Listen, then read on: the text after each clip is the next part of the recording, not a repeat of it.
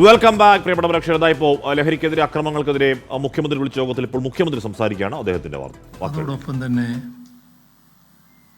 മാരകമായ മയക്കുമരുന്നുകളുടെ ഉപയോഗം,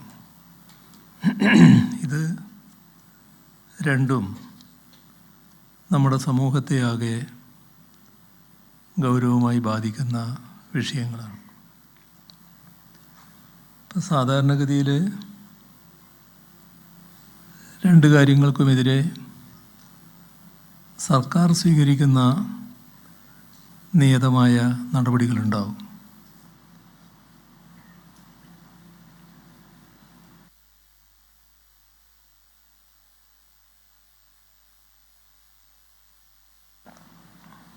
നമുക്കറിയാം, അതുകൊണ്ട് മാത്രം ഇത് പൂർണ്ണമായി കൈകാര്യം ചെയ്യാനാവില്ല എന്ന്. എന്നാൽ ആ നടപടികൾ സ്വാഭാവികമായി തുടരുകയും ശക്തിപ്പെടുത്തുകയും വേണം. ഇവിടെ ഇതിൻ്റെ പിന്നിൽ സാമൂഹിക മാനസിക കാരണങ്ങൾ കൂടി ഉണ്ടാവുന്നുണ്ട്.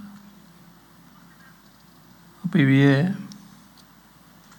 വേരോടെ അറുത്തു മാറ്റുന്നതിന് ഭരണ നടപടികൾക്കൊപ്പം സാമൂഹികമായ ഇടപെടലുകൾ വേണ്ടതായിട്ടുണ്ട്.